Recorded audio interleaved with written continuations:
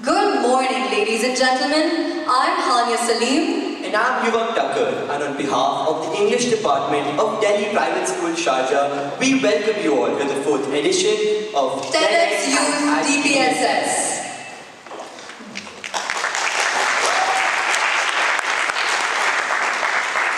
This platform has been thriving since the past 4 years, empowering young minds, sharing stories that matter, and igniting conversations that shape the future. This year's theme, The Edge, Moving Beyond Fear, inspires us to explore that powerful moment between hesitation and action, the moment that defines growth. Fear comes in forms of failure, rejection, change, or the unknown. But what truly sets us apart is our courage to move beyond it. Today, we will hear from people who have faced fear head-on, who have stood at the edge, taken the leap, and shaped their futures through their strong actions and decisions. Today, we are honored to host 4 remarkable personalities who have faced challenges, embraced uncertainties, and emerged as symbols of perseverance and purpose. Our erudite speakers come from diverse walks of life, each with a story that proves courage is not just the absence of fear, but it is the journey to triumph over it. Dr. Sunaina Iqbal, an educator, author, and community leader who has spent over 2 decades empowering young minds and inspiring change. Mr. Ananya Wanshu's journey began at the premises of Delhi Private School Sharjah as the President Student Council, and now he leads financial service practices at Michael Page. Ms. Nasreen Abdullah, a seasoned journalist with over 18 years of experience across broadcast and digital media.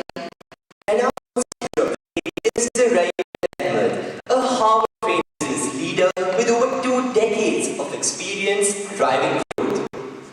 And now, without further delay, let's dive into our first TED Talk by Dr. Sunaina Iqbal.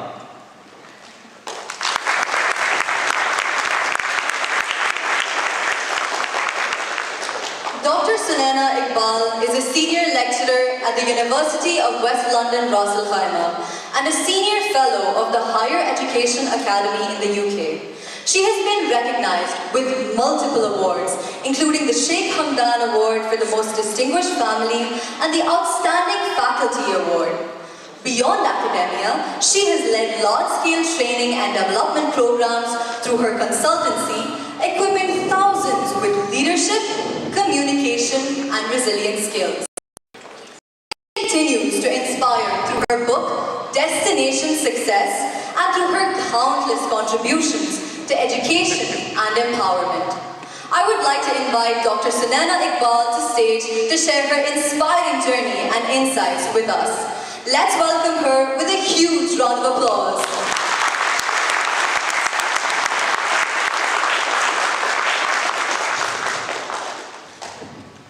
Hello there. Imagine this.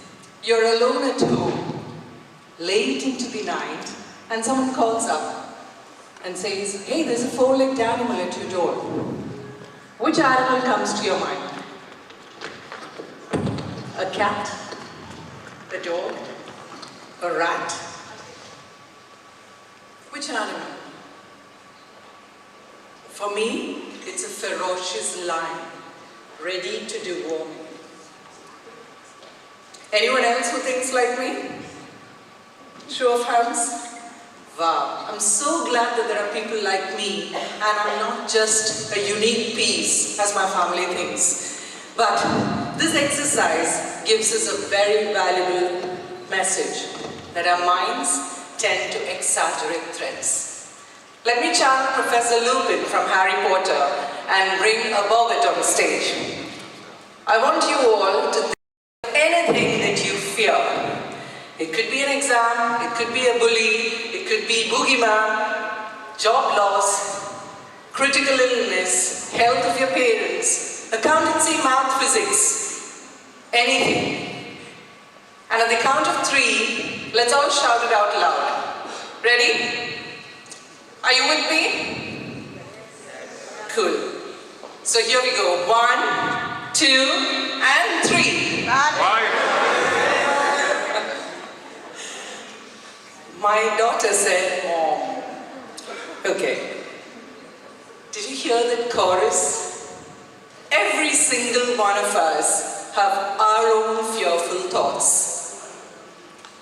Those who don't are the ones who are either dead and gone, or the ones who are professional liars, I would say. Because fear isn't a flaw that we need to cover up. It is a survival mechanism that all of us are hardwired with. Yes, we can. Does this ring a bell?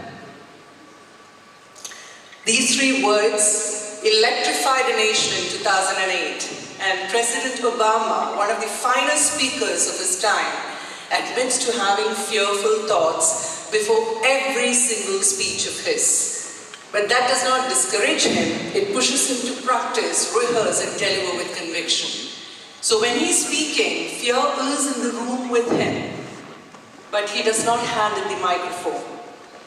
Similarly, Simone Biles, one of the most celebrated gymnasts of all time, admits to having nerves before every move of hers. And that does not paralyze her. It pushes her to practice again and again and again till she achieves perfection with every twist, move, and turn. So fear is what whispers, "This matters, prepare." And it is that whisper that pushes Obama to practice at midnight and Simone Biles to practice every move to perfection. So you have an exam, fear tells you, this is important, study. You have a stomach pain, fear nudges you to meet the doctor. So fear is your starter motor. Level 1 of your video game, the tutorial level which teaches you to move. But if you stay put in this video game, then you might enter level 2. That is anxiety. Now that's where fear gets amplified. Fear grabs the microphone. You overestimate the threats and underestimate your ability to cope. Remember those early days of COVID, when a slight tingling sensation in your throat and you start spiraling into negative thoughts, you Google symptoms, and then you take a test, you're not convinced, you meet a doctor, you're not convinced, you take second and third and fourth opinions.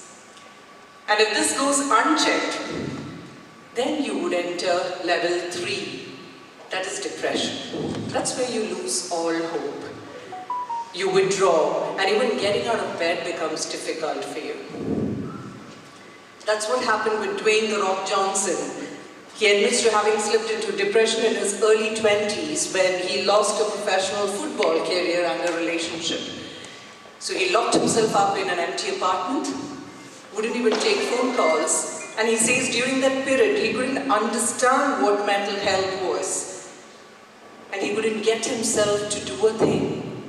So these anecdotes tell us that even the greatest of achievers have fearful thoughts. They have succumbed to fear, stress, anxiety, and depression. What's the strategy then? What's the trick? The trick is to stay in level 1, where fear does not paralyze you, but it pushes you to motion. And how do you stay in level 1?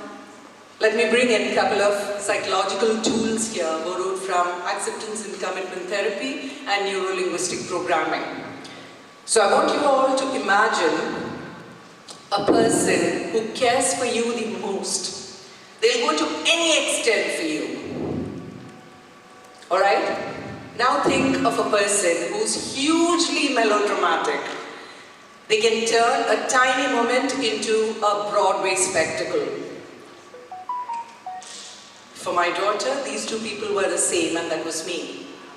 Now I want you to fuse these 2 personalities, and that's fear for you. That's a personality of fear for you. A person who is very, very, very caring, a dear person, but who's hugely overdramatic. Now, it's not just enough to understand the personality of fear. In the absence of this person, this dear friend, you will not take your studies seriously, you will not drive carefully, and you will not even chase your dreams seriously. Now, you need to change your relationship with fear. Imagine you're a bus driver. Yes, there are fearful thoughts that hop on and off the bus, like passengers. As a driver, if you turn around and engage with these fearful thoughts, or you start arguing with these passengers, you're definitely going to crash. So your job as a driver is to stay focused, look ahead, and continue driving. These thoughts will linger on and get down at their respective stops. Or imagine you are in a swimming pool, and there's a beach ball that drifts towards you. You push it down, it'll pop back up. You push it even harder, it'll pop back even higher. So the trick is, acknowledge its presence, but do not engage with it. Do not resist it. So fear is like this beach ball. Acknowledge, do not engage, do not resist it. Allow it to float and you'll see it slowly drifting away. Another technique that psychologists use is personifying fear. For me, it's Anya Forger from Spy Family. How many of you are familiar with her? Excellent. So I've chosen the right one. So this is a telepathic little one with huge expressive eyes and chubby rosy cheeks. And every time something goes wrong, she gasps as though the whole world is going to end. That's exactly how my fear behaves. So every time panic creeps in, I picture Anya tugging at my sleeves and telling me, Sunana, this is not going well. You're going to mess this up. I'm telling you. Instead of pushing her away, I pat her on her head and thank her. Anya, I've got this. Now just be with me. Right? So by giving her a name, a personality and face, you're trying to smoothen out the edges of fear. So next time when panic creeps in, I would smile rather than spiral into negative thoughts. Nobody can take panic seriously when it looks like this, with pink hair and pigtails, right? So what am I doing? By doing all this, I'm trying to take control of the noise in my head. Instead of fear grabbing the microphone and shouting out commands, it becomes a background noise. A background noise which I acknowledge, but I don't take seriously. Much like what you do to your mom's advice. Right? So, the trick is, fear is not your enemy. It is springing from a good place. Its intentions are noble. It's there to protect you. We need to get comfortable with the feeling of fear, that uncomfortable feeling that we have, right? Despite your sweaty palms and thumping heart, initiate that tough conversation, send out the difficult email or appear for that exam. Let's today change this idea. It's not living beyond fear, it's living with fear, dancing with fear, and chasing your dreams with fear. Scientists once conducted an experiment where they dropped a rat in water. It kept swimming for a while, and then it started feeling exhausted and started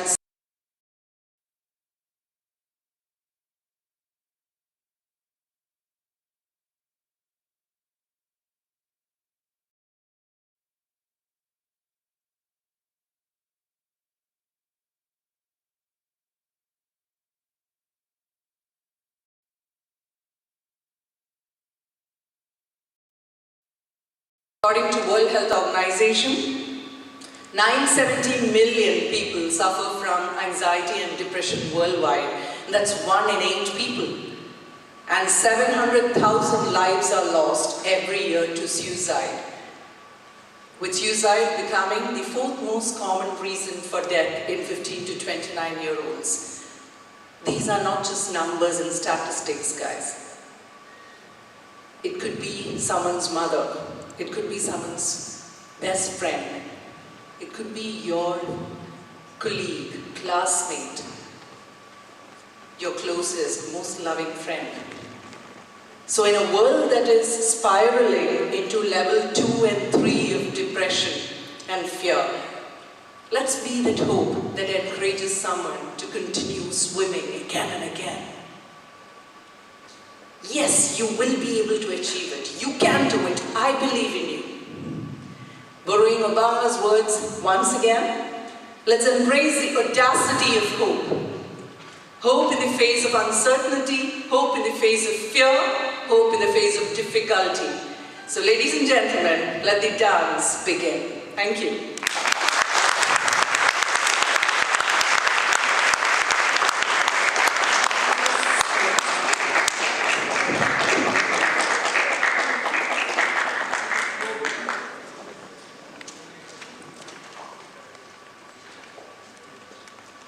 That was truly inspiring.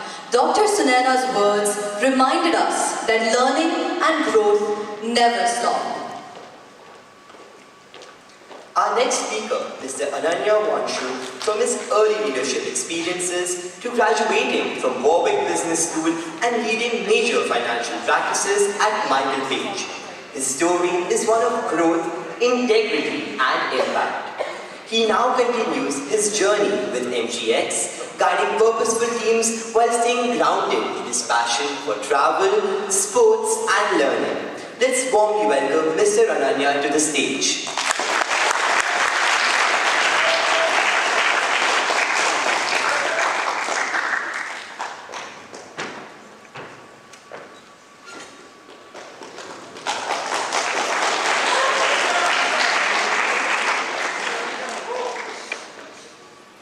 Good morning, everyone. I hope you can hear me okay. When I was a student here in the school, it was 2011, and the expectation was, this will be a few of you in a few months, the expectation was I'd come first in class and do the school proud, I'd get into the university I wanted to. I'd worked very hard, I was the model student, I'd helped others, and I really enjoyed what I had done. So it's April, May 2011, the results of our exams come out, and everyone's looking for my name on that list to see how well I've done. I'm looking at home in front of my laptop with a lot of hope, and I find myself, and everybody else finds me, but just not where they expected to find me. A very nice 95 had been inverted into a 59. I was extremely angry. 59 in economics. I used to be excellent in economics. I knew what I knew, and I also knew what I didn't know.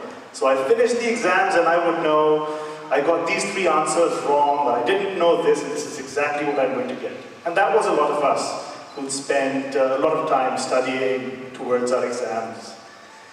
I was really, really angry. I didn't come first in class. Everybody expected me to. My parents, my teachers, my friends. People whom I had taught have now done better than me. God, how embarrassing. How am I going to show face? How do I get out of my room? And then my father came to me, and he said, did you get into university or not? I said, I didn't even think of that. I didn't think if I actually got into this university, which I had a conditional offer from, and I did the average, and thanks to our teachers, my mathematics scores were good. And it turns out I got into university. But that was the first time when I was really at the edge of fear. No backup plan, embarrassment, pressure. And that was one simple question. Does it matter anymore? And the answer was no. And that is, and I'll build on that as I go along, it's cognitive reframing. Looking at things from a slightly different perspective can make you realize that what you fear is perhaps in the rearview mirror, just another path to learning and growth. The fear was bigger than the reality, and I stepped back and I was able to appreciate that it's okay, we move on. And then the time comes, but it comes now, there it is. I'm this young boy, and I have the opportunity to go to England to a university I've always wanted to study at. I've gotten in, and then I have a lot of self-doubt. I've never lived by myself. I don't know how to do the laundry, somebody else used to do that. I don't know how to cook. I'm going to England, what if it never stops raining? All these thoughts are coming into my mind. It's also extremely expensive and I come from a humble background.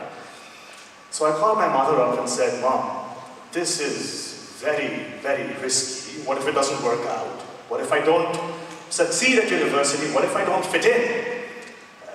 What happens? Can I do something which is slightly lower risk? Something which is closer to home? Maybe I can study here or go back to India and study from there. And my mother said, what did she say? I've written it here. She said, I've planned for this and you've planned for it. Millions of people have done this before you. They'll continue doing it after you. So have the courage. You'll be absolutely fine. So I say, okay, let's borrow some courage and trust from my mother, which I could not find within me, and go on that journey and go to university. And I get there and before any time passes, I find myself ironing my friends' clothes and cooking for them and enjoying the rain, some may say as well. That was the second time I was on the edge of fear, and I'm sure a few of you would resonate with this given where you are in your lives as well. And then I'm in this university and it should be rose-tinted and easy because I finally got there. Despite all the challenges which came my way, I'm studying accounting and finance. I'm enjoying what I'm studying, and I think just because you're enjoying what you're studying means you'll be very good at it and you'll enjoy working in that field as well. So I start doing internships in asset management, and I realize this is very theoretical and it's probably not for me. I love the industry, financial services, but do I see myself doing this job? And that's a very precarious position for a 20-something-year-old because everyone comes to university. Everyone is doing the same thing. You either go into consulting or you go into investment banking, you go into asset management, you go to the big four. If you're studying accounting and finance, that's the expectation of you. To do anything else is uncharted. It could also exemplify failure. And I think, and I feel deeply uncomfortable doing something for the rest of my life which I'm not really finding joyous. And I'm scared because now all my fears are coming true. I've come here, we've spent all this money. And what happens now? How do I recuperate that? So I remember asking a few friends of mine, seeking courage from them. What do you think I should do? Because we all know I'm going to be really bad and miserable at this. They said, well, you enjoy speaking to people, you enjoy understanding people's motivations and drivers. Have you considered a career in HR? And I thought, come on, you can't be serious. The HR, the booking lunches for people and farewell speeches, is that what I studied for? And they said, no, it's a lot more than that. Think about it. And I did. And I said, this could actually be super interesting. So I moved past that fear of what others may expect of me as well. And I realized it freed me up and moved me into something I perhaps found a tad bit more enjoyable. Then I worked for nearly a decade in a business where I interviewed, I would think, 600 to 800 people a year. And I grew older and I had more responsibilities and I was back in Dubai. And then I realized fear, which I thought was a lack of courage or something scary, in the real world is very practical. People have families to run, rents to pay, mortgages and EMIs, children to educate, elderly parents to support, houses to build. There is a sense on all of us to go on and succeed and do better. And that pushes us into this zone of, I'm very good at this, let me continue doing this. And we get into a comfort zone, and that's very normal. We get into that comfort zone because we don't have the ability to take a risk. But we also get into that comfort zone because somewhere the inner child in us, which would ask, why, has stopped asking why. Why am I going to work through this road every day? Why am I approaching the same part of my job in the same way? Why don't I do it slightly differently? We stop asking why. It's very rare, and it was very rare for me to come across someone who said, I have a lot of responsibilities, but I'm just not fulfilled. So no, I don't want something else which is exactly the same at a bigger company or on a higher salary, but can I find something which will bring me more joy because I think I'll succeed? Extremely rare to find that. And I started accepting that fear is practical, and perhaps I also need to pursue exactly the same the others have. But then I came to a point where I feel this organization where I'd worked, where I'd grown, which had given me everything, my identity, I was like the old furniture, I'd been there since a very long time. I felt as though I was psychologically cheating on them because I wasn't 120% involved in what I really wanted to achieve. I'd outgrown the organization, I'd outgrown my role. And then came a very, very difficult realization. What next? So an opportunity comes up. It's a startup, it's everything I wanted. It's a role I haven't done before. And it's not a full-time role, it's not a full-time contract. And I'm debating this day and night, speaking to my wife. Thank you, ChatGPT, for those pictures. Do I do this? Do I not? It's extremely risky. I feel like I want to do it, but I don't have the courage to do it. I don't have it in me to do this, and this is what I've been telling you for years. I need to do it, but I cannot. And she said to me, if you need to do it, do it. I'm here, we'll figure this out. Take that risk. Go and enjoy what you're doing. And so I did. And I took that leap of faith. And I pushed beyond that fear yet again. Looking back now at all these different doors, which is me at different ages, I haven't been the same person I was at 18 or 21 or 25 or 30, and I'll stop before I reveal my age. You have to continually reinvent yourself.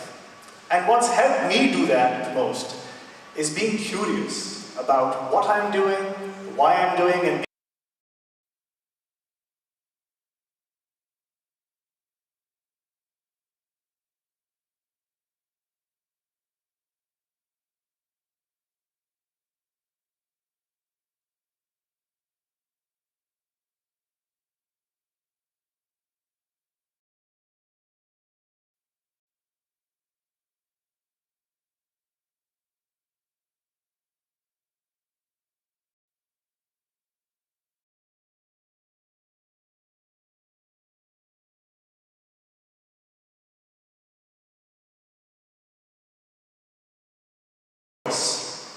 so you have to stay curious and stay alive at that very edge of what you want to achieve.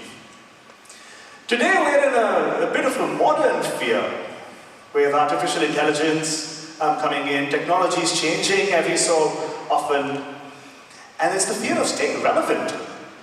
Is what I'm doing going to be relevant in the next 10 years, 5 years, 1 year, 6 months, tomorrow? Do I have the right skills which set me up for success? And what you realize as you think about this fear of being irrelevant is it's a very, very real fear. But it's always been there. It was there 30 years ago, it was there 50 years ago, it was there 70 years ago. The world keeps changing. If you try and drill deeper into what keeps you agile and keeps you moving, it is the ability to transform, it's the ability to reinvent. But in doing that, asking yourselves, why am I doing this? Hard work is extremely important, and it is the fundamental grounding for what you may set out to achieve. But it is everything. Hard work needs to be in the right direction. So you have to ask yourself, if I'm going in this direction, why am I going in this direction? Should I be going in that direction? Should I push harder in that direction? And it's very important to keep reassessing. Being agile is not the same as being fickle or not knowing what you want to do. Being agile is just being agile so you can transform and build on what you already have. Those are my cats. As I look back at the last several years, I realize I'm not looking back at progress, but really I'm looking back at perspective. That has been my biggest win as I look back. In the rearview mirror, all these edges of my life where I was scared, and this is the benefit of hindsight, it is always 2020. These were opportunities for learning something new, or new beginnings, which have really added to who I have become today and the journey I'm going on. What ultimately ends up mattering then are the people around you. It's your family, it's your friends, it's your teachers, it's people you work with. And it's very important to surround yourself with people who raise you up, who give you courage, who help you build trust even though you may have none, and help you borrow it from them.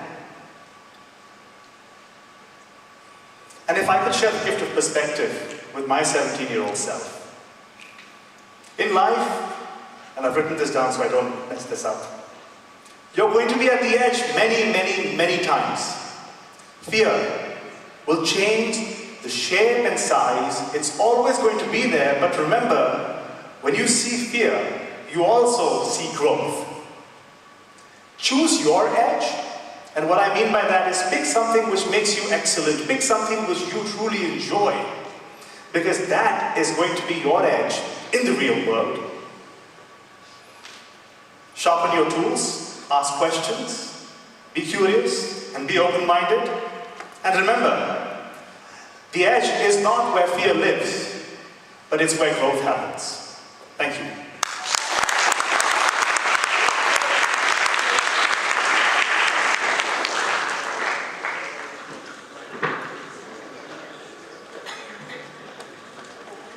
That was incredible, insightful, and full of lessons on leadership and purpose. Our third speaker, Ms. Nasreen Abdullah, is a seasoned journalist with over 18 years of experience across print, broadcast, and digital platforms. As a special correspondent at Khalij Times, she has covered some of the region's most powerful and human-centered stories, from humanitarian missions to innovation and business. Beyond journalism, she is also a certified fitness trainer and a purple belt in Jiu-Jitsu. She's a true example of balance, passion, and perseverance. Please welcome Ms. Nasreen Abdullah.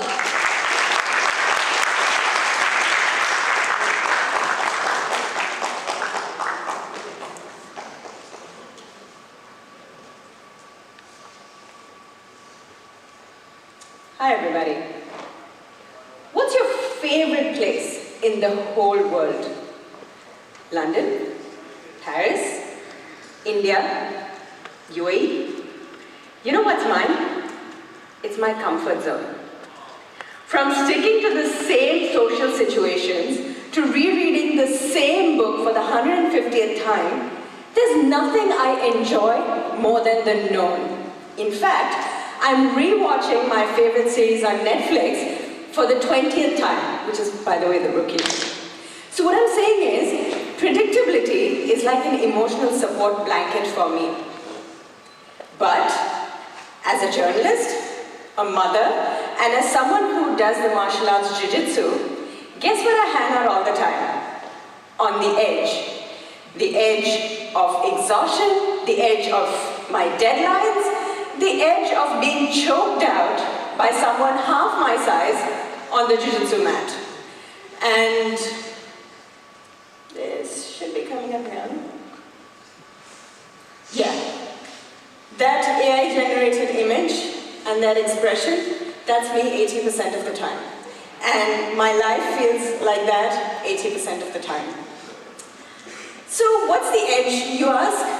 It's that place where it's between what you know and what you are terrified to find out.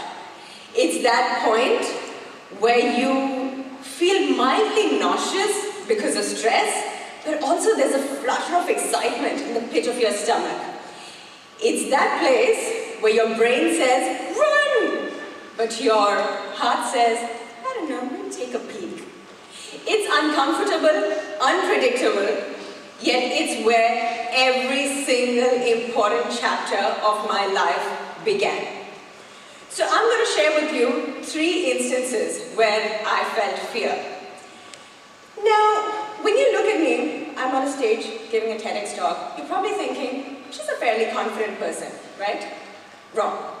Growing up, I was very confident and extrovertish around people I knew. But the minute I was with people I did not know, I would clam up.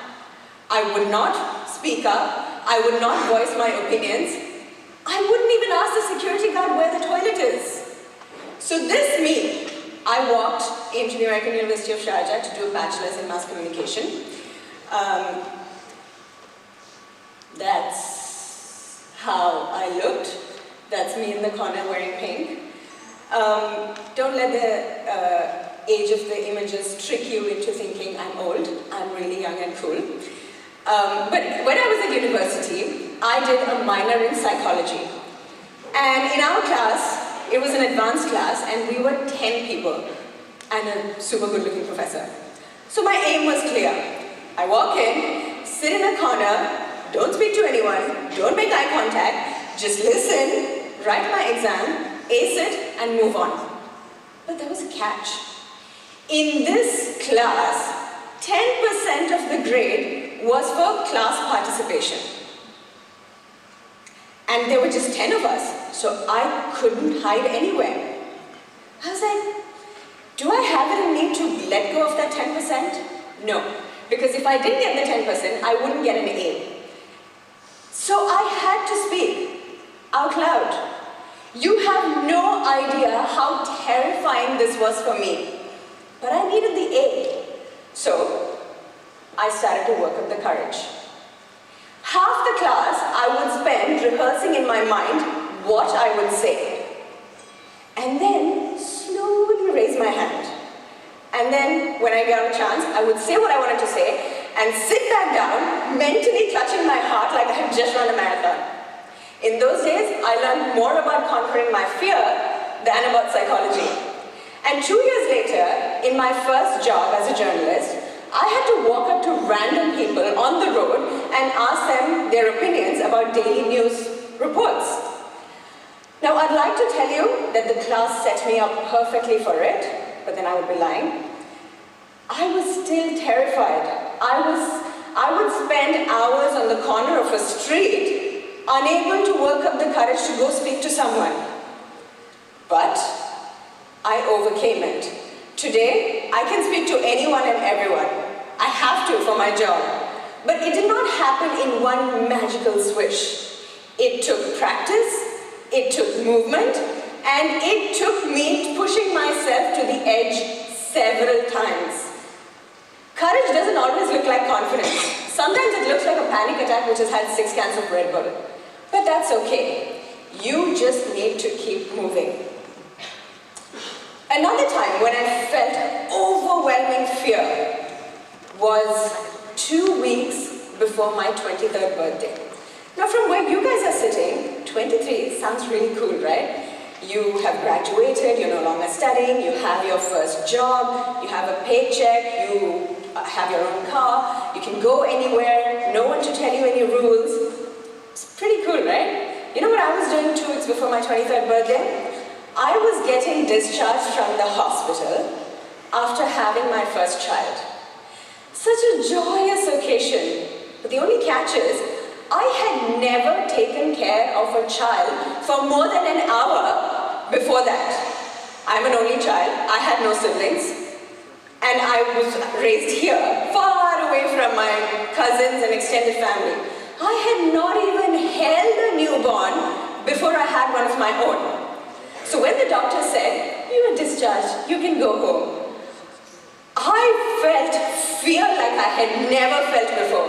I was like, you mean to say I have to keep this tiny being alive all on my own? What if I make mistakes? What if I drop her on the head? It didn't matter that I had my parents and my husband's support. I was just scared out of my mind. But I had to rise the occasion. She wasn't exactly a shopping packet that I could return. I had to take care of her. So I mustered up all my courage, looked at her with all my love, and said, I'm going to be the best mom ever. She was a baby, she couldn't speak, but if she could, I think she would have said, and I am going to make every step of that way hard for you. Because, boy, that child could cry like anything. That is just come. But when I went back home, every single apartment in that building knew where the newborn baby was. Yeah, that's me. That is when I brought her home for the first time. It looks like joy, but it's actually just hyperventilation about what I was going to do. And that's her looking like the gangster that she was, going to upend my life in whatever way she could. But I had to keep moving. And I did keep moving. And I enjoyed myself so much that 2 years later, I had another one. And now, my life and my house looks, yeah, something like that. There will be points in your life when you will be overwhelmed with fear, when you will feel like you cannot go on, but you will, and you will learn from it. And then came my tryst with the martial arts, jiu-jitsu. If journalism and parenting taught me to conquer my mental fear, jiu-jitsu taught me to conquer my fears physically. The first time I went to do jiu-jitsu, which by the way looks something like this, I had no clue what it was. I thought I was going to do some moves, break a plank, and go home. Turns out, no. In my first class, my coach said, fight. Before I could say hell, my coach had flipped me in the air, somewhat like that, and then I was flat on my back, and her knee was on my belly, reminding me that oxygen is a precious privilege. It was nothing that I had imagined, and I was not prepared for it in the least bit. Jiu-jitsu, which by the way translates into gentle art, is one of the most humbling sport. You don't win and you don't gain confidence. You just tap out repeatedly to people half your size, double your size, younger than you, older than you, doesn't matter. There were so many times when I just wanted to quit because it went against every instinct I had for the 30 plus years of my life. I have been armbarred, choked, flipped in the air, folded like a laundry basket, but each time I stood back up, feeling exhilarated that I had learned something new. That's what happens at the edge. You fail, but you learn, you grow, you pivot, and you move on. So, the funny thing is, there'll be a lot of times when you'll think, I'll do this when I'm ready. I'll try this when I feel a little bit more confident. I will probably go there when I feel less scared. Spoiler alert, that time never comes. Courage doesn't magically appear before you move. It comes because you move. When I started jiu-jitsu, I was scared. When I became a parent, like I said, I was terrified. And don't even get me started on my job, which has taken me everywhere from the Rafah border to accident sites to protected areas in the UAE. But every single time, motion is what gave me clarity. And the movement does not have to be anything reckless like jumping off a cliff. It can mean just a small thing. Sending that email, turning up for a class, doing that one thing which you were scared of, but you really wanted to do. It is the willingness to inch slightly towards something that was uncomfortable. Remember, the best stories in journalism and in life did not come from those who played it safe. It came from someone who stepped over the edge, looked down and thought, that looks interesting. Don't rush to figure it all out. You will make mistakes. Right now, you're on the edge of who you were and who you are going to become. You will move You will move countries, you will pick careers, you will make new friends, you'll break habits. You will dive head first into the unknown. And sometimes your life will feel like that. But that's okay. That's exactly where you were supposed to be. So go out there, toe the line, step over the edge, make mistakes, feel the fear, and then enjoy the sheer happiness that comes with moving to be a better you. Thank you.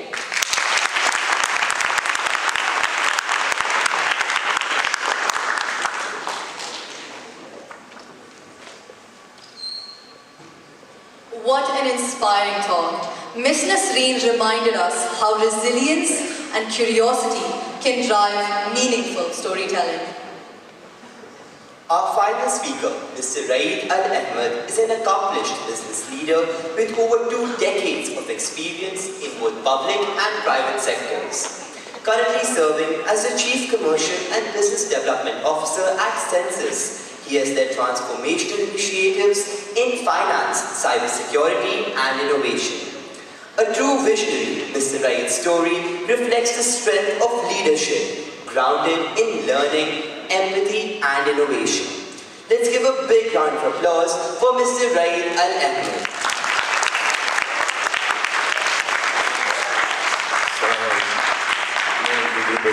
I don't know, is this where I should stay? I should not move here or there? Okay. I'm gonna continue the best of 3, which is I don't know how I will compete with them. But I will ask one thing. Is the average of age here 16, 17? 16, 17? 18? Good. Oh, 1. In my 20? mind, in my mind, I'm that. Okay. 20? 30? 40? Stop. Stop. 50? 60? 60? Nobody. No, you're not 60, man. Okay. Why I'm saying this? Because I think age also plays a role with our fear. And because of the edge, you will be always on the edge with age. And you will be with fear with age. And I don't know how to... Is this first one? Yes. I consider fear is... Everybody thinks it's a wall, but it's a door for a new opportunity. It's a door for something new. As the speaker before me, they said, you know, you are on the edge, go and give a peek on it, you know, look at things. And I want you guys to think about fear, you know, in a different way. Stop yourself and think, when the last time fear came to you? Is it because of an exam? Is it because of something about your life? Fear is always going to happen. It will come to you because it's the important of that thing. It will not come for something not important. Fear, and always we will feel that it's a wall. But I will make sure today, might be, that you think it's another door for us to do something different. And that's because of my journey.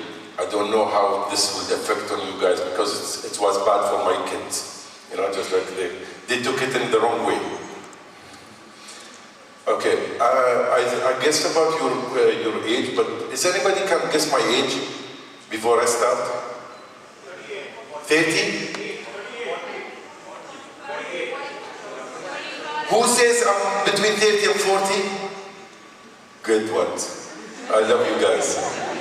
40 and 50? I don't like you guys. 50 and 60?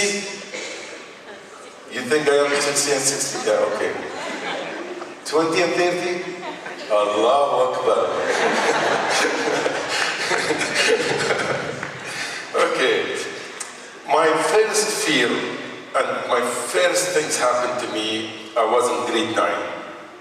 I was 14 years old. I didn't like a couple of the subjects, as usual.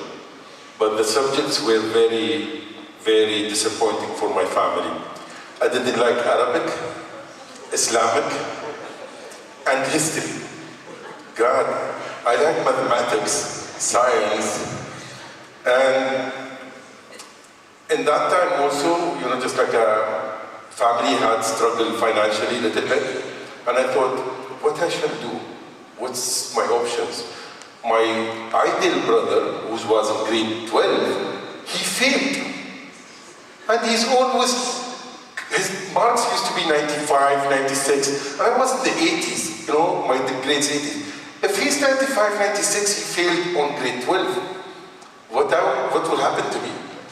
I said, no, that's a good sign. Anyway, I found out that in Salat have a training program for a technician. It's a 3 years training program, and they get paid for it also. I said, wow, that's a good thing. And no Islamic, no Arabic, no history. It's only mathematics, science, technical drawing. I love that. I said, okay, I will try that one. I applied. Nobody knows. Only me and my brother. I applied. I passed all the exams. And they said for me, we need this paper to be signed from your dad. Okay. Just to imagine, my dad passed away in 1999. He's 2 meter height. His hand is 2 sides of my hand. And I was on lunch with him.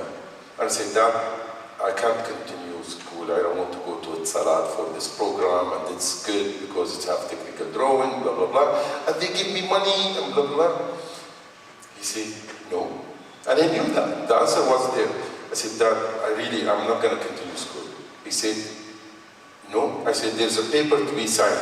He said, that's your future, and I'm not going to destroy it with my signature. I said, Dad, you gave me the privilege to sign it? He says, yes. With that yes, I got a slap. Still remember it. But I will say something about that one. I made a decision which terrified me on that age. I was 14 only. But also, when joining in Salat and looking back again, I feel that the decision was the best decision. Is there something else moving? Okay. That was the best decision I made in that time. Because I didn't want to continue. The good things was, in that point also, I got a support from my dad. Yes, he never signed it, but he said it's in your hand, your future. He made it on me. And, it's always sometimes you can blame yourself, you don't blame the others. I don't know if I did something. No. Yeah, this one. Okay. No, yeah, good. Okay. Story was not good in Salat. After a year and 2 months, they stopped the program. It's not about that, how I can go to my dad, my future destroyed. And he said to me, before I left, he said for me, Rad, you're gonna go to Salat, you will do this, but you need to continue in night school. I said, okay, I promise you. They didn't do that. Okay, 1 year and a half, at Salat says the program is off, you go as a technician.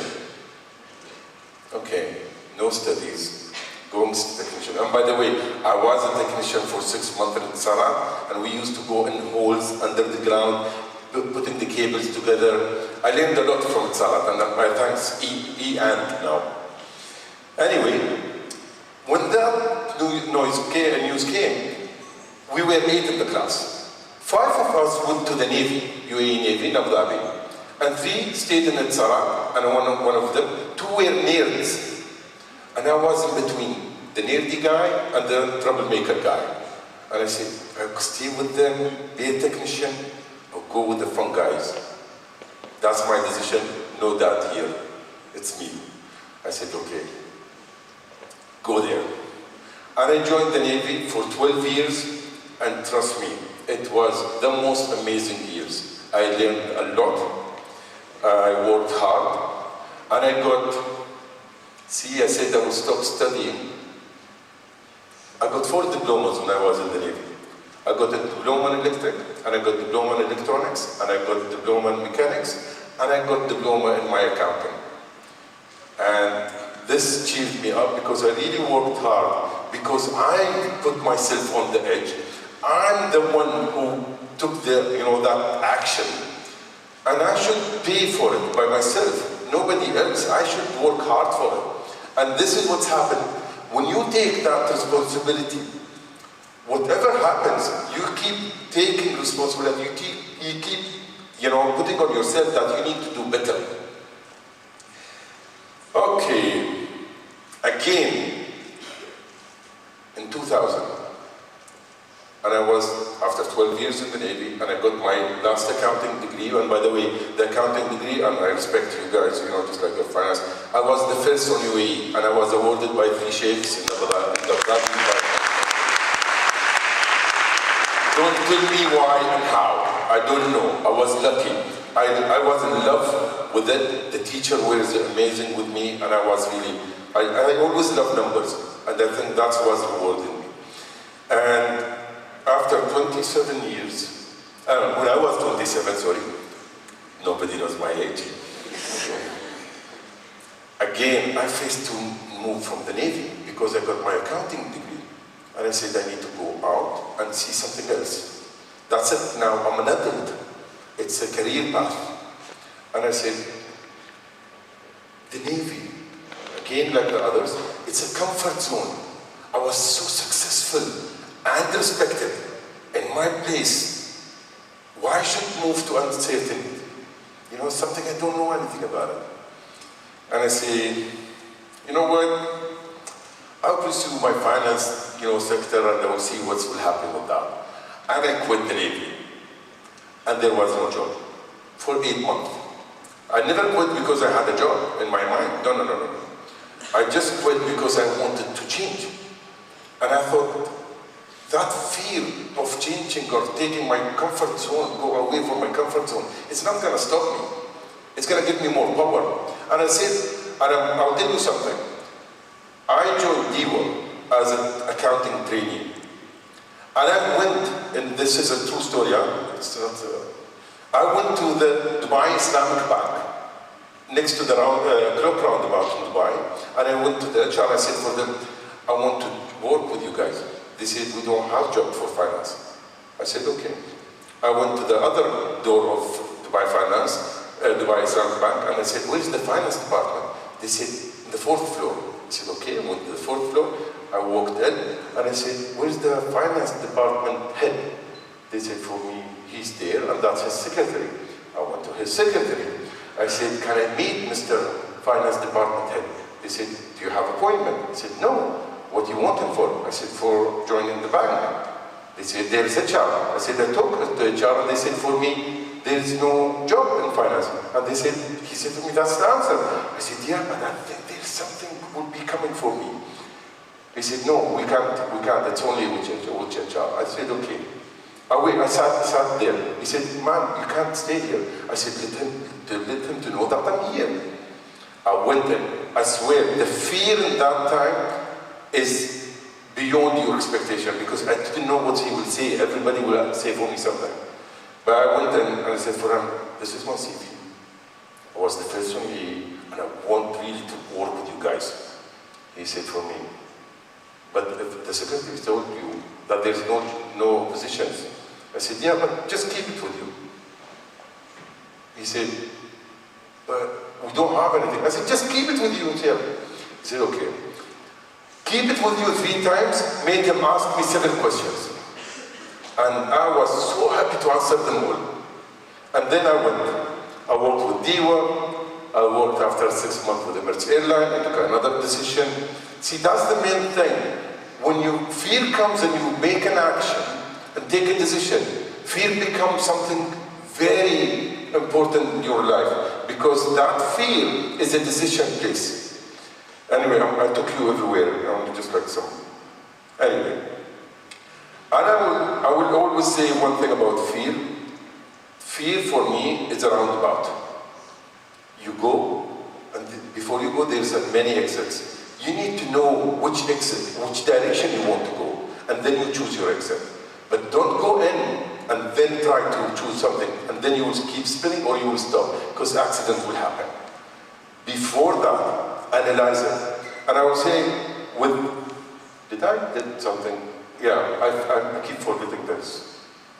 Yeah, when I was in the bank, after joining DEWA and Emirates Airline, I joined the bank. They phoned me, by the way, and they said, "Will we come for an accounting training again?"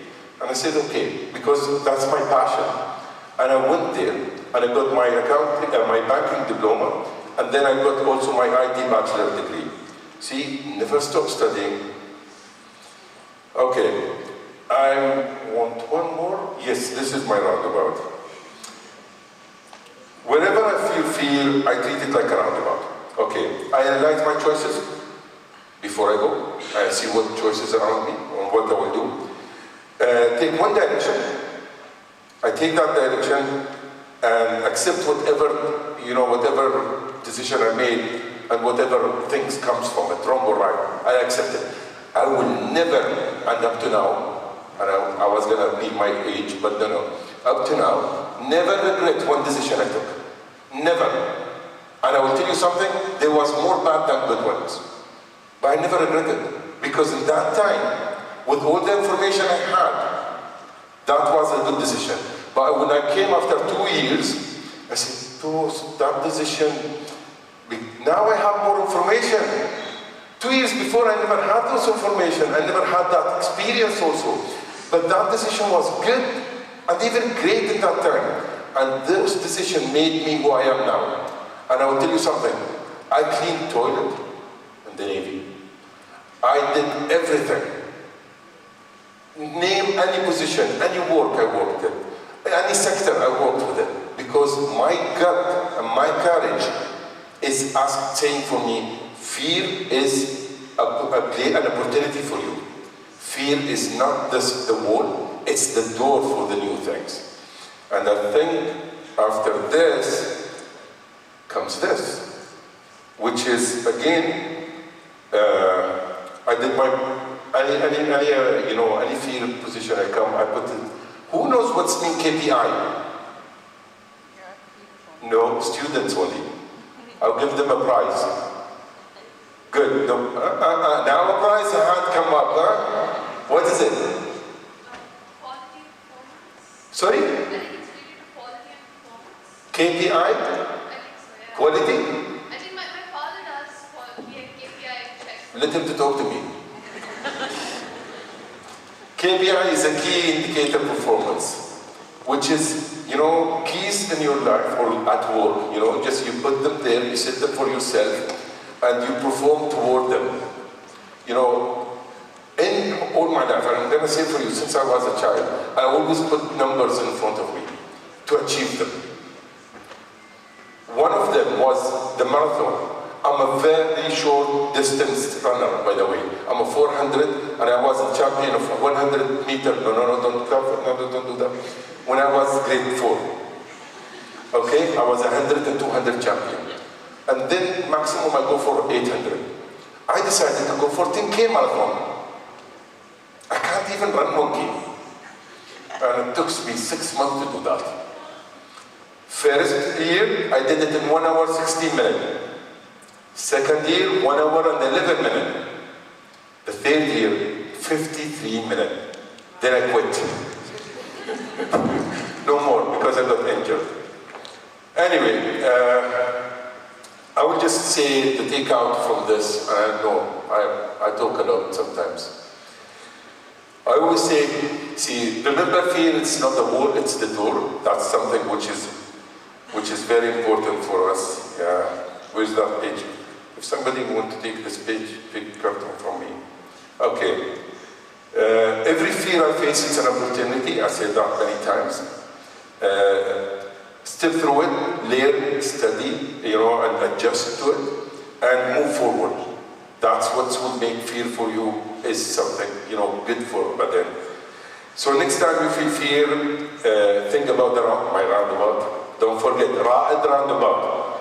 You remember Ra'id roundabout. If you say roundabout, you will not remember all this. Right roundabout, you remember me. Okay, choose an exit after evaluation and take an action. And every turn, right or wrong, no one should blame you for it. Because in that time, it was the right decision. Even if it was wrong.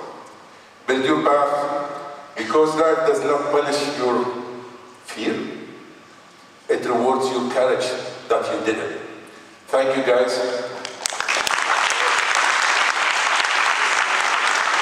I can go.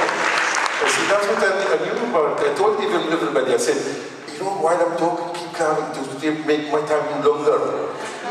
If you have any questions, no? My age? Nobody knows? Don't do that. You went to LinkedIn or something? Come on, how you know? 2000? Again? Ah, you did the math. Okay. I was cheating you there. No, 53. Thank you. Thank you, guys.